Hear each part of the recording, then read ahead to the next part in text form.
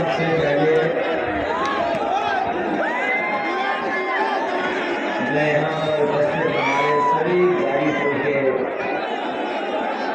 आदरणीय बुजुर्ग मौलाना साथी किसान भाई, आप सबका बहुत बहुत धन्यवाद और आभार व्यक्त करना चाहता हूँ।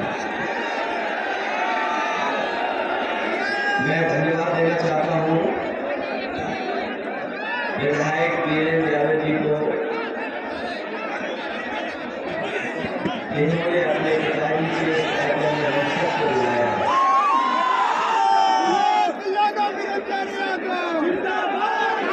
विधायक वीरेंद्र यादव जी ने यहाँ पर जितने भी मंच पर बैठे हैं, समाजवादी पार्टी के राष्ट्रीय उपाध्यक्ष मौलाना यादव जी से लेकर के पूर्व मंत्री ओम प्रकाश जी और बड़ी संख्या में हमारी पार्टी के सभी नेता मौजूद हैं। यहाँ पर ऐसे भी लोग हैं जिन्होंने जीवन भर कैलाश यादव जी के साथ काम किया होगा। यहाँ मंच पर बैठे लोग वो हैं जो जमीन पर भी साथ रहे, सदन में भी साथ रहे और राजनीतिक लड़ाइयों में, आंदोलनों में भी वो साथ रहे हैं। मैं इस कार्यक्रम में जहाँ पर उनकी प्रतिमा का अनावरण करने में आया हूँ, कार्यक्रम में शामिल होने के लिए मैं एक एक नौजवान का, एक एक माता बहनों का, यहाँ पर जितने भी बुजुर्ग बैठे हैं, मैं सबका धन्यवाद और आभार प्रकट करना चाहता हूँ। वैसे तो हम और आप सब लोग जब वो हमारे बीच नहीं रहे तो हम सब लोग उनके परिवार से मिले हैं।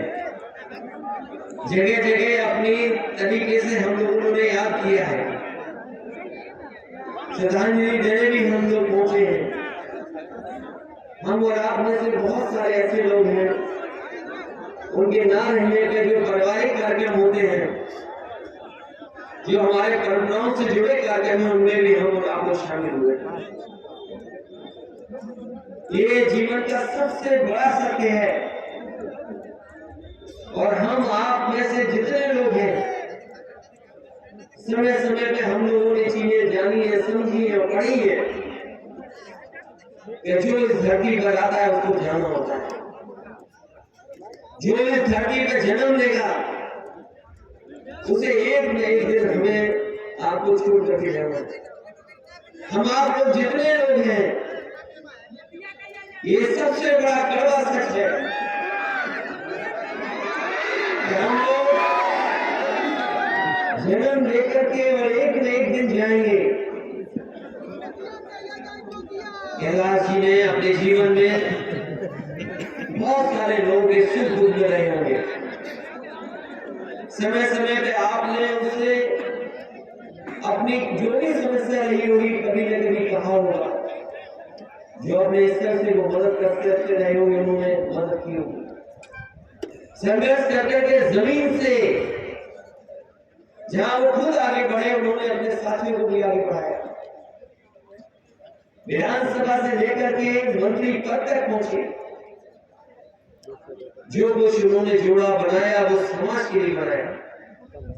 मुझे खुशी है कि जब हम लोग मिले थे एक बार पहले भी श्रद्धांजलि के लिए, लेकिन आज जब हम लोग याद कर रहे हैं उनको, तो वो जहां भी होंगे, जहां भी इससे भी देख रहे होंगे, जरूर हमें और आप सब लोगों को आशीर्वाद दे रहे होंगे।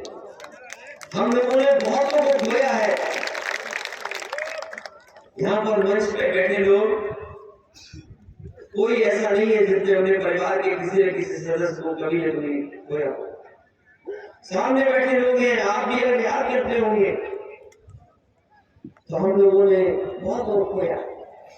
जब मैं मुख्यमंत्री था, मुझे याद है एक दिन सूचना मिली के दादा नहीं है, रामचंद्र दादाजी नहीं रहे। यहाँ के वो गांधी थे और जब मैं पहली बार उसे मिला था और जब आखिरी बार मिला उनका केवल चिंतन वही था समाजवादी, वो भी हमें छोड़ के चले गए। कैलाश जी छोड़ के चले गए। बहुत सारे हमारे नेता हैं, हमने आपने उन्हें जाते हुए खोते हुए देखा है। अभी कुछ दिन पहले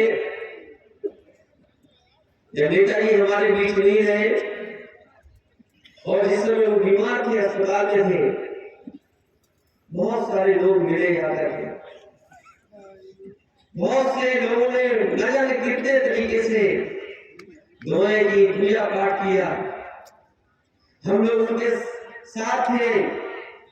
बेहतर से बेहतर इलाज, अच्छी से अच्छी दवाइयां, जो कुछ कर सकते थे सब कुछ किया, लेकिन वो हमें छोड़ करके चले। लेकिन मैं आज ये कह सकता हूं, जब हम नामकरण दादाजी को याद कर रहे हैं, इस जगह जहां पर प्रतिमा लगी कैलाश जी की, उन्हें याद कर रहे हैं, नेताजी को याद कर रहे हैं।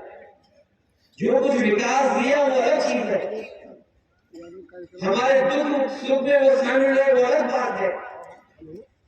लेकिन मैं ये कह सकता हूं कि सबसे बड़ी विरासत में अगर कोई चीज हमें आपको सबको मिली है तो ये समाजवादी आंदोलन, जो सब लोग मिलकर के हम लोगों को देखे हैं। और वो कभी भी हम लोग याद करते होंगे उन्हें, वो जहां भी होंगे, जिस जगह भी रहते हैं रहे होंगे। हमें नहीं पता कि आदमी के जाने के बाद, इंसान के जाने के बाद वो कहां चला जाता है। अलग अलग तरह के लोग जो धर्म से जुड़े हैं, परंपराओं से जुड़े हैं, उनके अपने तरीके हैं। लेकिन हम ये मानते हैं जहां भी होंगे वो हम लोगों को, समाजवादियों को कहीं ना कहीं आशीर्वाद दे रहे होंगे। और इस समाजवादी आंदोलन को लेकर के आए हैं, उसकी जिम्मेदारी हमारी आपकी बनती है इस आंदोलन को और आगे ले जाने का काम करना। नेताजी अमर रहे। हम आज बड़े खड़े दिखाई दे रहे हैं। अगर वीरेंद्र आज विधायक हैं तो ये अपने पिताजी का ही अंश है। पिताजी है जो इन्हें सब कुछ देके गए। हम में से बहुत सारे लोग हैं जो अपनी मेहनत से आगे बढ़े हैं।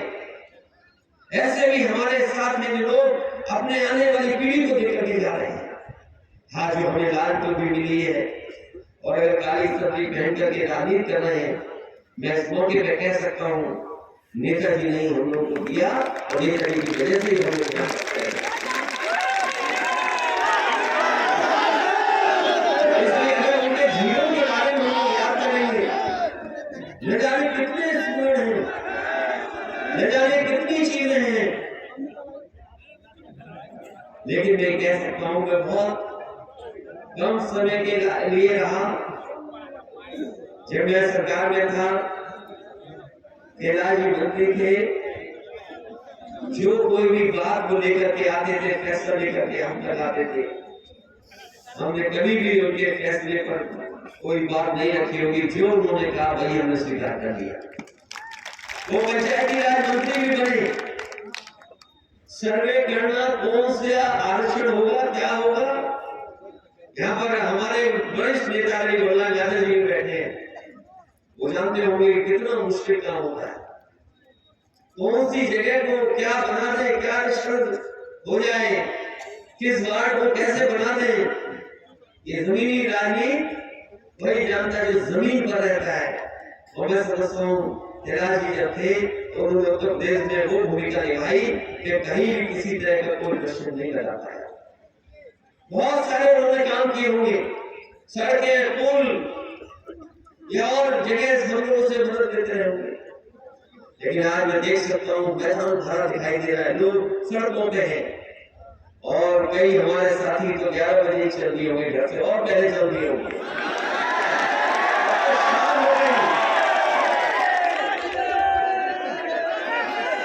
ये बहुत दूर से आए हैं, ये हमारे 9 बजे चल दिए थे,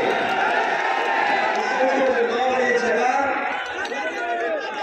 तो आज अभी कितना समय हो गया सोचिए।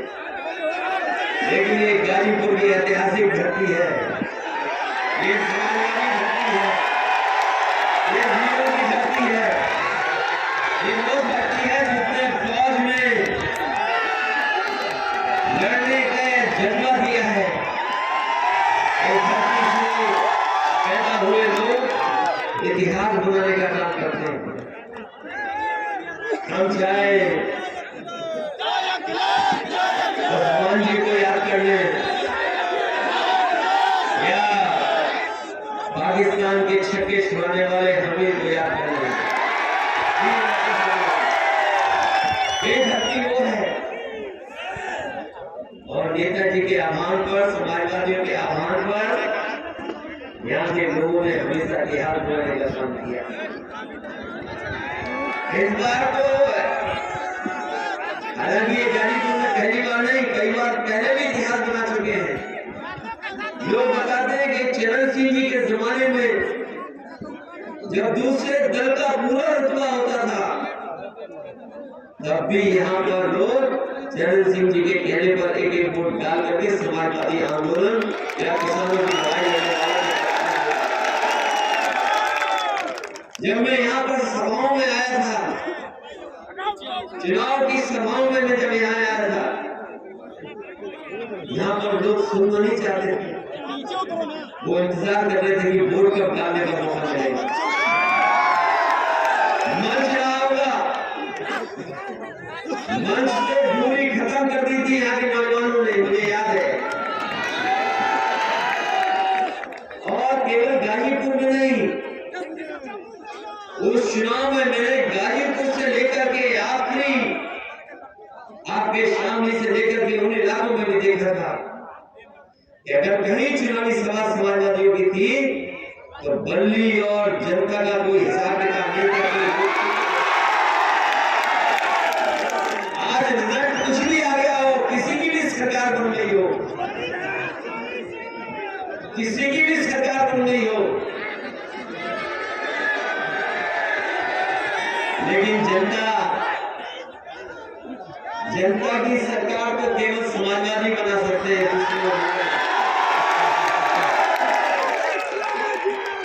जनता के बीच अगर आज भी कोई याद कर रहा है तो वो समाजवादी लोगों की सरकार याद कर रहे हैं। ये सरकार तो है नहीं, सरकार क्या है? ये सरकार सोचो,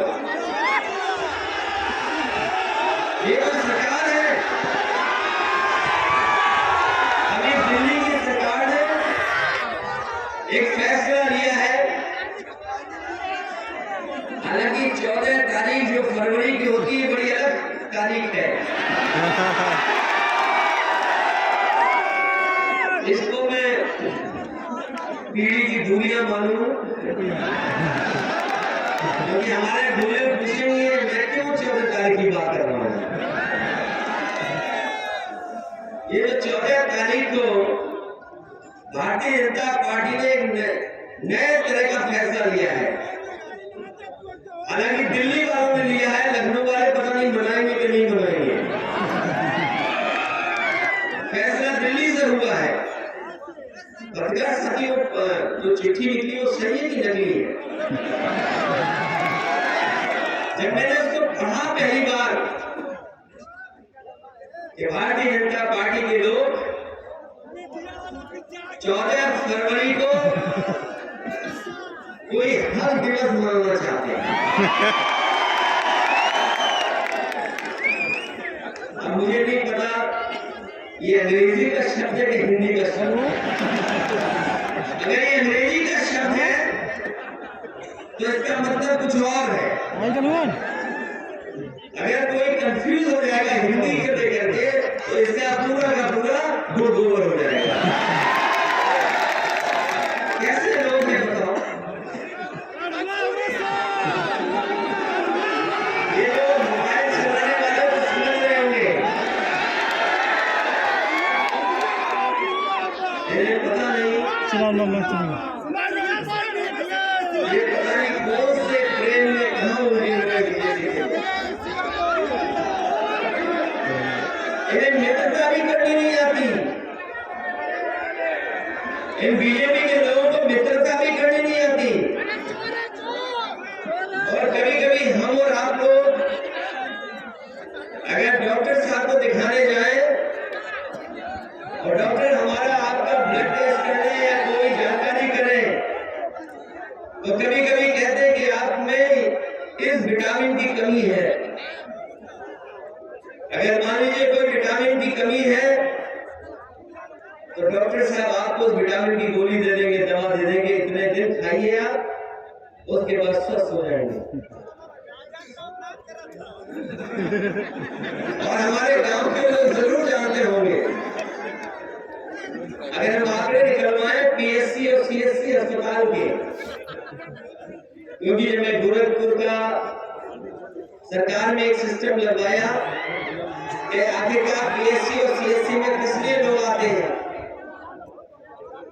तो जब जानकारी मिली तो ये जानकारी मिली कि लोग आखिर अक्सर बहुत छोटी छोटी बीमारी को लेकर के आते हैं और पीएससी सीएससी में पहुंच करके जो गरीब है गांव वाले वापस नहीं जाते जब तक उन्हें दवा न मिल जाए।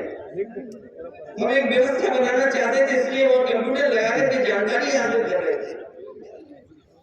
अगर वहां सबसे ज्यादा लोग आते थे तो लोगों को शिकायत रहती थी कि उन्हें कमजोरी की दवा चाहिए, कमजोर है वो लोग, या बुखार है उन्हें, या विटामिन ए की कमी है, बी की कमी है, सी की कमी है।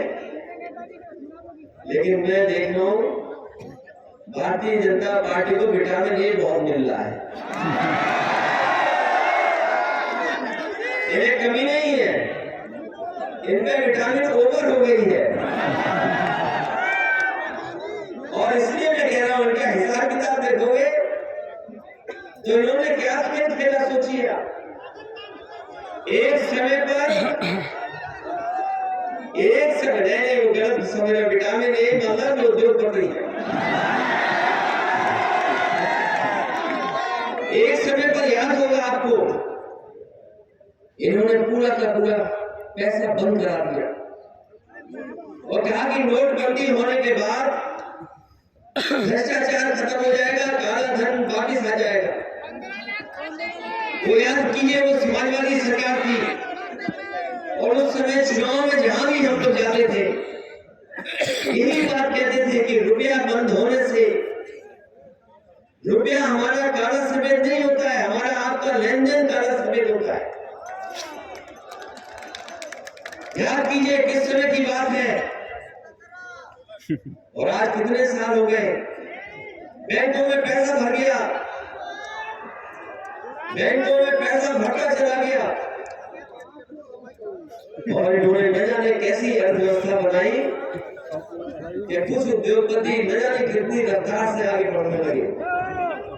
और मुझे लगा कि 2024 का जब चुनाव होगा तो बीजेपी कहेगी कि देखो हमारी अर्थव्यवस्था और अर्थनीति ऐसी है कि भारत का उद्योगपति भी दुनिया में नंबर 1 हो सकता है। मुझे लगा कि हो सकता है वो उद्योगपति दुनिया का नंबर 1 पहुंच जाए, क्योंकि नंबर 2 तक पहुंचने तक कोई उसे ज्यादा समय नहीं लगा। सोचो कहां भारत जो गरीब देश है, हमारे अगर आंकड़े हम देखें तो जहां पानी पीने का इंतजाम नहीं, जहां पर अभी भी पढ़ाई अच्छी नहीं, बच्चों को किताबें नहीं मिल पा रही, पर्याप्त हम लोग खाना पीना नहीं खा पा रहे, भ्रष्टाचार जहां चरम सीमा पर है, बेरोजगारी जहां चरम सीमा पर है, महंगाई का ये आलम है, कोई चीज ऐसी नहीं जो सस्ती बची हो, बिजली महंगी, खाद महंगी, डीएपी महंगी, हर चीज महंगी होती चली जा रही। और उसके बाद बताओ हमारे देश का उद्योगपति नंबर 2 पर, और हमें लगा कि वो नंबर 1 पर पहुंच जाएगा, और जो नंबर 1 पर पहुंच जाएगा तो बीजेपी हो सकती है उसी उद्योगपति के नाम पर हमसे आकर वोट मांगे और लोकसभा का चुनाव लड़े। लेकिन सोचो हिसाब किताब कैसा हुआ इस बार, जो 2 नंबर पे था वो पता नहीं कहां पहुंच गया, कहां पहुंच गया। मुझे तो ये लगता है कि जो 7-8 महीने सरकार के बचे हैं, कहीं कोई ऐसा हिसाब किताब बनाए तो फिर ऊपर आ जाए। सोचिए ये सरकार की कमी है या सरकार का फायदा है? कौन सी विटामिन मिल रही है जो एक भागता जा रहा है ऊपर? कोई तो होगी बात। और क्या खोखलापन था कि किसी की एक रिपोर्ट आने के बाद वो 2 नंबर से कहां चला गया। ये जो वैल्यूएशन है, जो आंकड़े हैं, आंकड़े नीचे ऊपर हुए हैं, लेकिन न जाने कितनों में रुपया खोया है। हम और आप नहीं जानते जिन्होंने रुपया खोया होगा। हम और आप तो अखबार में केवल कुछ संस्थाओं का देख रहे हैं, जो सरकारी संस्थाएं, LIC, जिसमें हमारा आपका पैसा है। कोई परिवार ऐसा नहीं हुआ है, जानकारी मिला हुआ, जिसने LIC में कोई ना कोई किस्त न दी हो। LIC हमारा आपका गरीबों का पैसा, वो पैसा लगा दिया उसमें। स्टेट बैंक ऑफ इंडिया का पैसा लग गया और बैंकों का पैसा लग गया। हम ये जानना चाहते बीजेपी के लोगों से, जब सरकार इनकी बनी थी, किसी अधिकारी ने कोई फैसला लिया और उसमें बिजली विभाग के प्रोविडेंट फंड का पैसा एक प्राइवेट कंपनी में लगा दिया, DHFL में। वो DHFL कंपनी डूब गई। इन बीजेपी के लोगों को दिखाना था कि बहुत ईमानदार सरकार है। उसने उन सभी लोगों को जेल भेज दिया। अगर उत्तर प्रदेश में सरकारी पैसे का इन्वेस्टमेंट अगर प्राइवेट कंपनी में हो करके और अगर प्राइवेट कंपनी डूब जाए तो जेल भेजा जाता है। और बीजेपी के लोगों से जानना चाहते हैं, आज भारत की बैंकों का पैसा और LIC का पैसा डूबा है, तो बताओ कौन जेल जाएगा? अगर यूपी में जेल जा सकते हैं तो दिल्ली में जेल क्यों नहीं जा रहे वो लोग? और याद कीजिए आप, यही सरकार के लोग थे जो कहते थे भ्रष्टाचार खत्म हो जाएगा, कहीं लूटपाट नहीं होगी। और आपसे बेहतर कौन जानेगा? ये समाजवादियों की देन है 100 नंबर, उसको 112 कर दिया। पुलिस को लगा कि हमारा भी रेट बढ़ जाना चाहिए।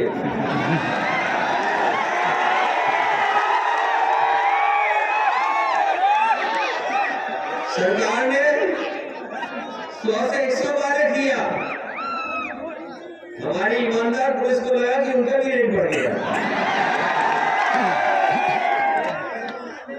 ये है सच्चाई कि नहीं सच्चाई? हमारी आपकी सरकार होती थी, अगर कोई एक बीजेपी एक दिन नहीं बना, 2 दिन नहीं बना, तो ये हमारे अखबार के मित्र भाई लोग, हमारे अखबार के मित्र भाई लिखते थे कि देखिए कितनी नाकाम सरकार है, कितने नाकाम मुख्यमंत्री के फैसला नहीं ले पा रहे DGP बनाने का। और अगर हमने किसी को अपने DGP बना भी दिया, मान लीजिए उसकी काबिलियत के हिसाब से या उसके किसी और काम की वजह से, तो बताओ आरोप क्या लगता था? ये समाजवादी लोग जात के आधार पर और धर्म के आधार पर फैसला लेते हैं। आज बताओ हमारे पत्रकार साथियों, जुगाड़ के DGP बैठे कि नहीं बैठे? अब मुझे ये शब्द है कि सरकारी शब्द क्या होगा उसके लिए, जो परमानेंट ना हो, जिसका तख्ती में नाम नहीं लिखा जा सकता, तो बताओ वो जुगाड़ के तो DGP होगा। न केवल जुगाड़ का DGP है, बल्कि चीफ सेक्रेटरी भी एक बार टर्म बढ़ता है, 2 बार टर्म बढ़ता है, 3 बार टर्म बढ़ेगा। और आपकी सरकार होती थी तो हर एक चीज के आरोप मिल जाते थे। तो सोचिए जो बड़े बड़े उद्योगपति बुलाए जा रहे हैं, MOU साइन हो रहे हैं, हमारे किसान भाइयों नौजवानों घबराना मत, ये MOU कुछ नहीं होते हैं। और मैं आपको सुझाव देता हूं, और अगर मैं सच निकले तो बताना, अगर आप अच्छा सूट पहन ले, टाई लगा ले और कहीं बीजेपी के दफ्तर के बाहर अगर आप निकल गए तो हो सकता है तो आपसे भी MOU करवा लें। MOU करने के लिए आपको पैसे की जरूरत नहीं है, ड्राई क्लीन करा हुआ सूट और एक बढ़िया टाई लगा के निकलोगे आप। अगर बीजेपी वालों ने देख लिया तो आपसे भी MOU करा लेंगे। हम बीजेपी वालों से जानना चाहते हैं और ये जनता जानना चाहती है कम से कम पूर्वांचल की, जो इंतजार कर रहे हैं कि विकास कब होगा। क्योंकि मुझे याद है यहीं पर बीजेपी के बड़े नेता आए थे और बड़े बड़े भाषण दे गए थे कि 2022 तक आय दोगुनी हो जाएगी। हमारे किसान भाइयों बताओ, किसी की आय दोगुनी हो गई हो तो बताओ।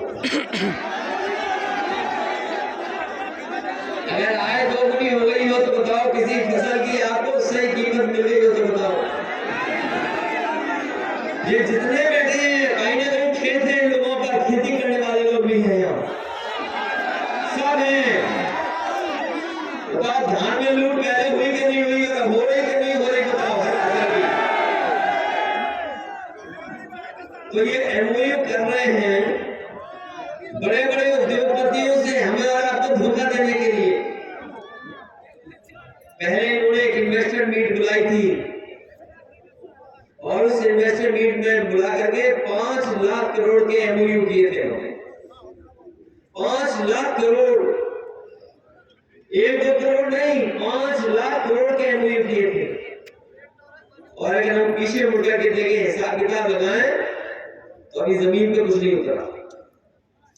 एक बार डिफेंस एक्सपो किया इन्होंने, दुनिया की बड़ी बड़ी कंपनियां जो असले बनाती हैं, जो बड़े बड़े जो फौज को चाहिए हमारे असले आर्म्स या किसी और तरह की टेक्नोलॉजी चाहिए, उसकी बड़ी डिफेंस एक्सपो किया था। हालांकि गाजीपुर में नहीं कहा उन्होंने कि यहाँ पर कोई टैंक बनाएंगे या गोला बनाएंगे या मिसाइल बनाएंगे। हमारे गरीब बुंदेलखंड की जनता को कहा कि आप वोट दे दीजिए, हम मिसाइल बना देंगे। और ये गरीब जनता ने वोट दे दिया, मिसाइल आज तक नहीं बनी वहां पर, मिसाइल नहीं बन पा रही वहां पर। क्या सपना दिखाया मिसाइल बनाने का, और पीछे मुड़ करके देखो तो कहीं जमीन पर कुछ नहीं उतरा। और अब सुना है कि 20 लाख करोड़ से ज्यादा के एमओयू साइन हो गए, और एक एमओयू पकड़ा गया अमेरिका की एक कंपनी जिसमें यूनिवर्सिटी एक कमरे में भी नहीं चल रही थी, सोचिए। उस पर कई हजार करोड़ का एमओयू करके आ गई मंत्री। जब वहां थक गए विदेश जाकर के एमओयू कर दिया, तो प्रदेशों के बड़े बड़े शहरों में गए एमओयू करने, वहां भी थक गए तो जिलों में चले गए। हो सकता है गाजीपुर में भी कहीं ना कहीं उन्होंने मीटिंग की और एमओयू की जो होते हैं। गाजीपुर में की थी कि नहीं की थी? साहब जी बता, वो हमारे विधायक जी बता रहे हैं कि यहाँ भी एमओयू साइन हुआ। अरे आप भी सूट पहन के आते, आपका भी एमओयू हो जाता। तो सोचिए, कहाँ अमेरिका, कहाँ इंग्लैंड, कहाँ यूरोप, कहाँ ब्राजील, कहाँ मेक्सिको। अगर ब्राजील जाओगे तो 24 घंटे हवाई जहाज से चलना पड़ेगा। बताओ ब्राजील से कोई यहाँ आएगा बलिया और गाजीपुर में इन्वेस्ट करने हैं, कोई लॉर्ड कॉर्नवालिस तो है नहीं जो यहाँ पर कोई राज चल रहा हो देशों का। बहुत बात है कहां से आए और कहां पर उन्हें आखिरी वक्त गुजारना पड़ा, और कैसे इन्वेस्टमेंट वाला आएगा। अभी मैं बलिया के एक व्यापारी परिवार से मिलकर आया हूं। ये नई तरह का व्यापार चला रहे बीजेपी के लोग। इनके यहाँ बैंकों से नहीं मिल रहा है पैसा, तो सूद खो रहे बीजेपी के, पता नहीं कहां से पैसा लेकर के आते हैं, वो बांट रहे हैं लोगों को। और इतना बांट रहे हैं, इतना वसूल रहे हैं कि अगर कोई एक बार ले तो वो वापस अपने जीवन में नहीं कर सकता। इतना इंटरेस्ट वसूल रहे हैं। और उसका परिणाम ये हुआ, एक नंदलाल गुप्ता ने